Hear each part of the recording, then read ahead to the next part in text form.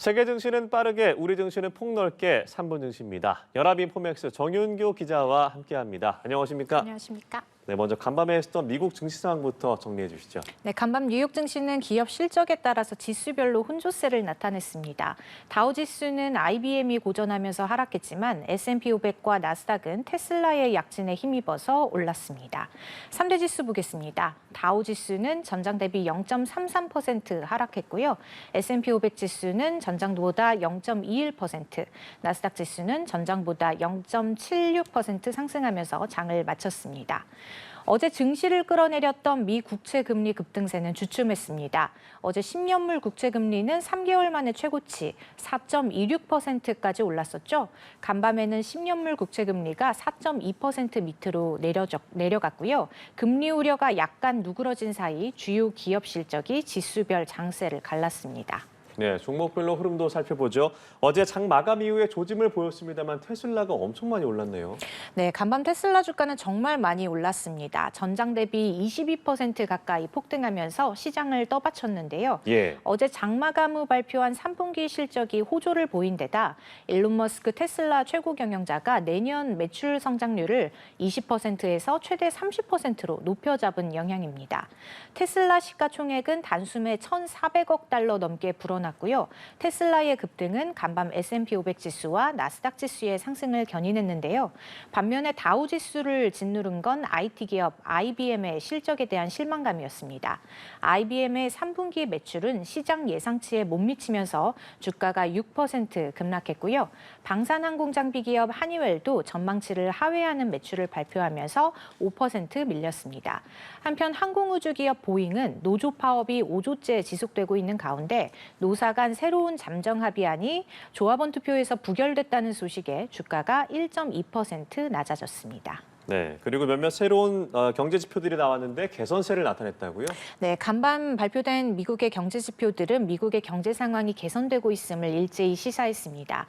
먼저 미국 노동부에 따르면 지난주 신규 실업보험 청구자 수는 22만 7천 명으로 직전 수보다 감소세를 나타냈고요. 미국 상무부가 발표한 신규 주택 판매는 전월 대비 4.1% 증가한 73만 8천 채로 집계되면서 16개월 만에 최고 수준을 보였습니다.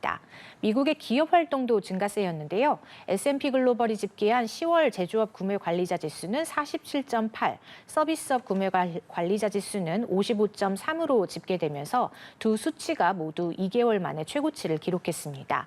지표 발표 후 금리 선물 시장은 연방준비제도가 11월 금리를 동결할 가능성을 다소 낮춰 잡았습니다. 금리가 25bp 인하될 확률은 92%에서 95%로 올라왔습니다. 네, 알겠습니다. 이제 국내 시장도 살펴보죠. 어제 코스피는 어떻게 마무리됐습니까? 네, 어제 코스피는 2,580대로 떨어졌습니다. 어제 미국 증시가 국채금리 급등에 하락하자 우리 증시도 여기에 연동돼서 약세를 나타낸 건데요.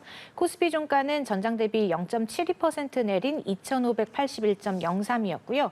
지수는 하락 출발해서 장중 약세를 지속하다가 장 후반에 낙폭을 확대했습니다.